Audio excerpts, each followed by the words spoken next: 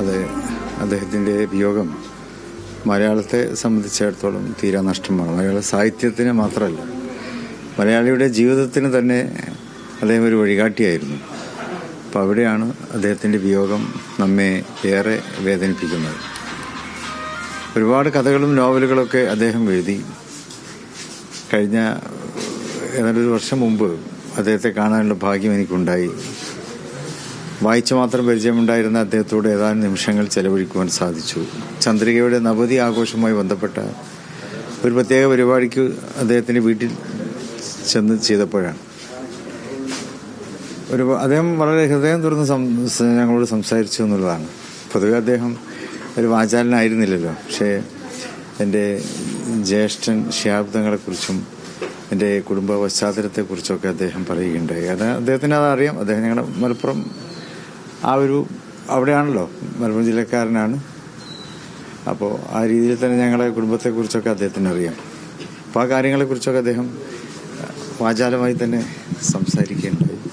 പക്ഷെ അപ്പോഴൊക്കെ തോന്നിയിരുന്നു എന്തോ ചിലതുകൂടി എഴുതാൻ അദ്ദേഹം ബാക്കി വെച്ചിട്ടുണ്ട് എന്ന്.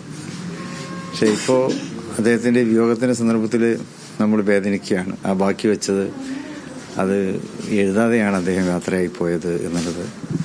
അതുതന്നെയാണ് മലയാളിയുടെ ഏറ്റവും വലിയ നഷ്ടവും. പക്ഷേ ഇന്നത്തെ കാലത്ത് നമുക്കറിയാലോ, ഇപ്പോൾ അവസാന കാലത്ത് അദ്ദേഹം ചില പ്രത്യേക കാര്യങ്ങളെക്കുറിച്ച് പ്രതികരിച്ചത് നമുക്ക് കേൾക്കുവാൻ സാധിച്ചു. അധികാരികളുടെ ഗർവിനെ കുറിച്ചാണ് അദ്ദേഹം കുറച്ച് വാക്കുകളിലൂടെ ആണെങ്കിൽ ഏതൊരു പ്രസംഗത്തിൽ അദ്ദേഹം വികാരാധീതനായി സംസാരിച്ചത്.